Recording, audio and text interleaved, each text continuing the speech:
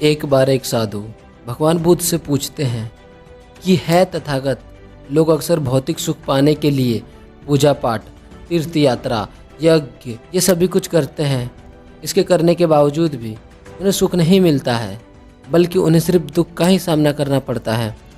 मुझे ये जानना है कि यह दुख का कारण है क्या, यह दुख मिटता क्यों नहीं है। तथागत बोले, क्या आप यह मानते हो कि दुख एक सत्य है? क्या आप यह भी मानते हो कि दुख का कारण भी है? साधु ने कुछ देर सोचा, फिर कहा, हाँ।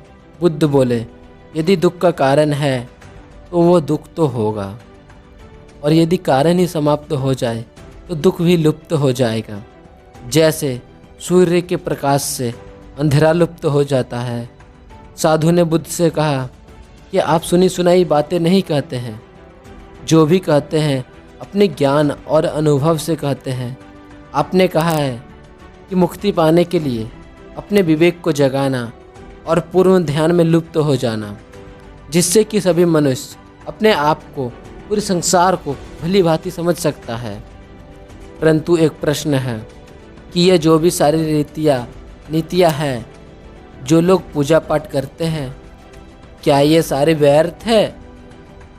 तब बुद्ध ने साधु से कहा, मान लो यदि कोई व्यक्ति इस नदी के दूसरे किनारे जाना चाहे तो क्या करेगा?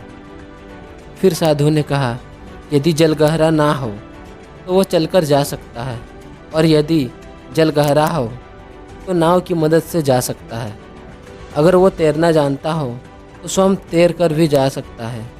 तब भगवान बुद्ध ने कहा, यदि वो चलना ना चाहे, ना ही तैरना और ना ही नाव की मदद लेना, लेकिन वो कहे कि मैं प्रार्थना करता हूँ कि नदी का दूसरा किनारा स्वयं चलकर मेरे पास आ जाए।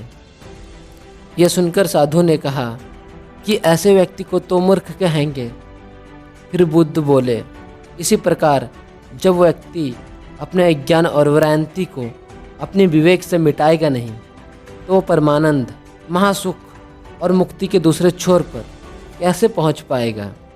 चाहे वो पूजा पाठ करे, अनुष्ठान करे या व्रत करे, चाहे वो यज्ञ ही क्यों ना करे, वो इसी किनारे पर ही रहेगा। तब साधु ने कहा, हमने सारे शास्त्रों का अध्ययन किया, उनकी व्याख्या की, परंतु जीवन की इतनी जटिल सत्य को किसी ने इतनी सरलता से नहीं समझाया। आप इस भटकती मानवता को परम ज्ञान का मान्य दिखाएंगे। आप करुणा के सागर हो। हे बुद्ध, मुझे भी आपके शरण में आने का मौका दे।